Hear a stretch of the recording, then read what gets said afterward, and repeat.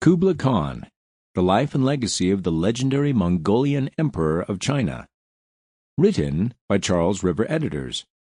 Narrated by Casey Wayman. Now am I come to that part of our book in which I shall tell you of the great and wonderful magnificence of the great Khan, now reigning by name Kublai Khan.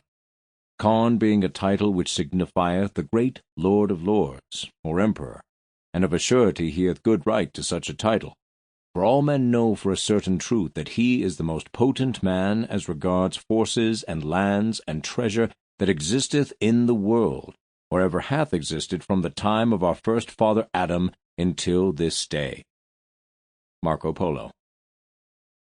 In a world fascinated by men like Alexander the Great and Julius Caesar, Genghis Khan is one of the history's greatest and most famous conquerors. No man before or since has ever started with so little and gone on to achieve so much.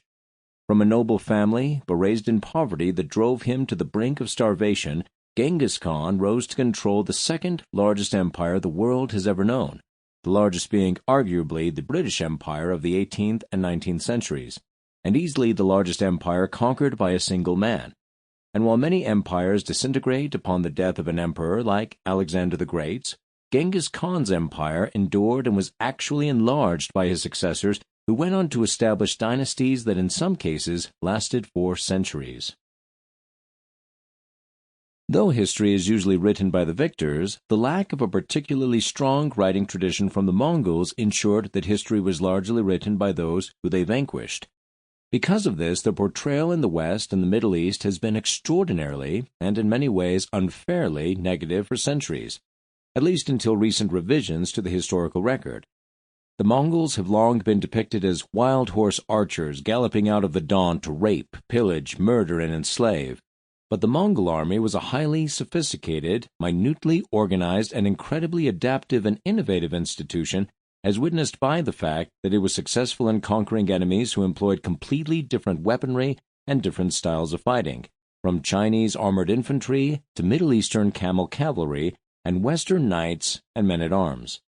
Likewise, the infrastructure and administrative corps which governed the empire, through largely borrowed from the Chinese, was inventive, practical, and extraordinarily modern and efficient. This was no fly-by-night enterprise, but a sophisticated, complex, and extremely well-oiled machine. Aside from Genghis, the most famous of the Mongolian rulers was Genghis's grandson, Kublai Khan, who was raised as Mongolian in the traditional way, but also exposed to Chinese culture. Kublai's father... Sample complete. Ready to continue?